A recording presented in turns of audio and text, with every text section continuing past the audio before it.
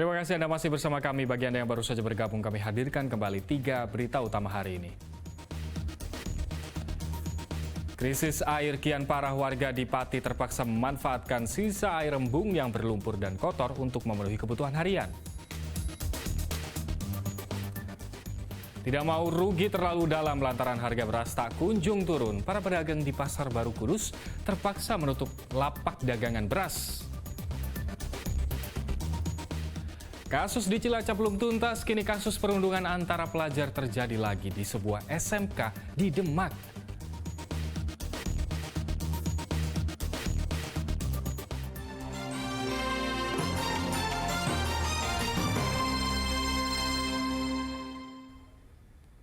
Sejumlah kios pedagang beras di Kudus terpaksa ditutup karena sepi pembeli. Para pedagang enggan membuka kios karena pemasukan berkurang jauh, sementara harus membayar biaya sewa kios. Dampak harga beras tak kunjung turun. Lapak-lapak penjualan beras di Pasar Baru Kudus ikut merana. Sejak harga beras naik, satu persatu lapak penjual beras gulung tikar. Para pedagang memilih menjual secara grosir untuk menutup biaya sewa dan operasional. Namun cara ini juga ternyata tidak cukup. Biasanya bisa menjual sampai 5 ton per hari, kini hanya 1 ton per hari. Sejumlah pedagang terpaksa memilih menutup lapak dagangannya agar tidak merugi. Pada tutup ya itu pembeli ini tidak ada. Terus di sini kan ya ada pengeluaran sih Mas dari per bulan, per minggu. Tapi kalau nggak ada pemasukan yo tutup ya. Mending ditutup aja. Ada sekitar berapa lapak pedagang Bu? Sekitar 5 sampai 6 kios. Tutup ya.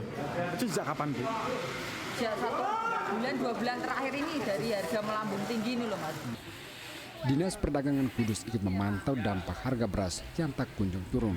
Dari pengecekan di pasar, operasi pasar beras murah yang digelar Bulog ternyata belum cukup untuk menstabilkan harga beras. Tujuannya supaya ada, jangan sampai masyarakat ini tidak kelar makan itu loh ya. Sehingga Bulog turun, mengadakan turun untuk bantuan beras ini supaya untuk kesejahteraan lah masyarakat ini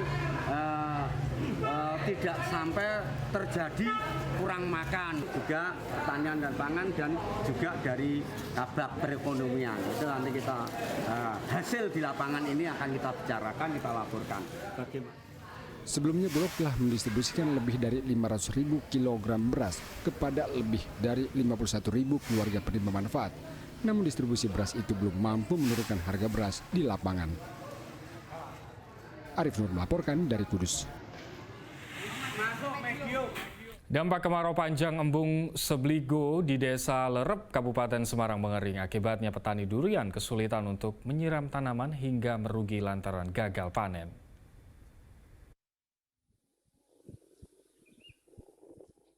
Embung Sebligo seluas 40 x 60 meter di Desa Lerep, Ungaran Barat, Kabupaten Semarang mengering sejak 2 pekan terakhir.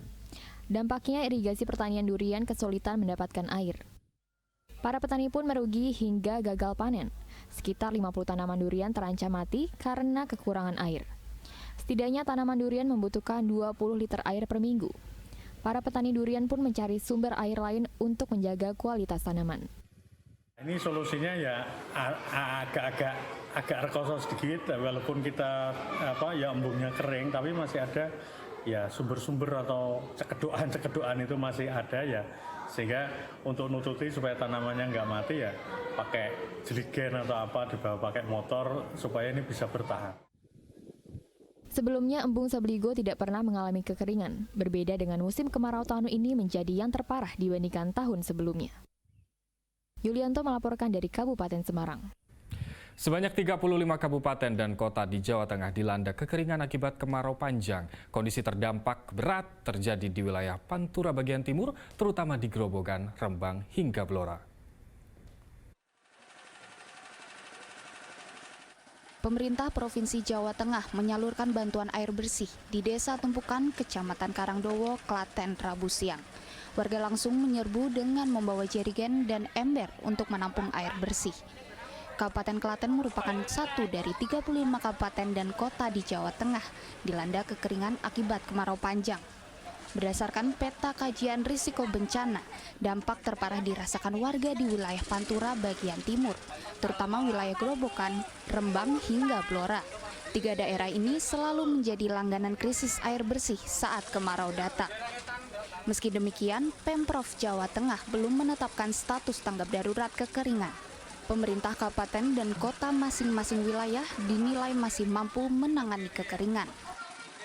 Terkait dengan tanggap darurat di Jawa Tengah, memang belum kita ditetapkan oleh pemerintah Provinsi Jawa Tengah karena mengingat dari 35 kabupaten kota ini masih mampu. Dan sifat kami supporting ini kan istilahnya dorongan supaya nanti dari CSR juga mendukung. Jadi itu kekuatan dari pentahelik di masyarakat khususnya di Jawa Tengah, gotong royong dalam penanganan bencana ini tetap berjalan dan selalu tangguh dan selalu sukses.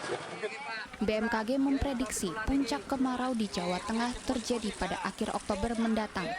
Musim hujan diperkirakan terjadi pada bulan November dan Desember.